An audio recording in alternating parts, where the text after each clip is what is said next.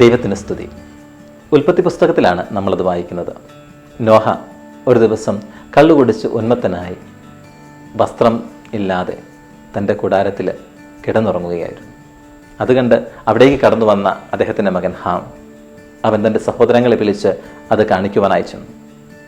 എന്നാൽ അപ്പൻ്റെ നഗ്നത കാണുവാൻ ആഗ്രഹിക്കാത്ത ആ മക്കൾ ഒരു തുണിയെടുത്ത് പുറകോട്ട് നടന്നു വന്ന് ആ തുണി കൊണ്ട് നോഹയെ മൂടുകയാണ്.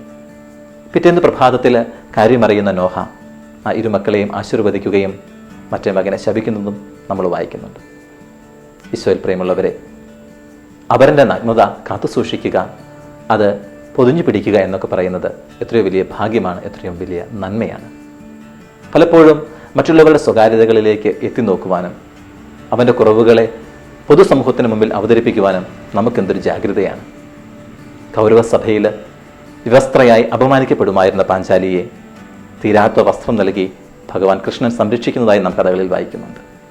ദൈവം പോലും മനുഷ്യൻ്റെ നഗ്നതയെ പൊതിഞ്ഞു സൂക്ഷിക്കുമ്പോൾ അവരൻ്റെ നഗ്നത അനാവരണം ചെയ്ത് അവനെ പൊതുസമൂഹത്തിൽ നാണം കെടുത്തുവാനും ഇല്ലായ്മ ചെയ്യുവാനും നാം എന്തിനാണ് ശ്രമിക്കുന്നത്? നമുക്കെന്ത് അധികാരമാണുള്ളത്? ആമേൻ.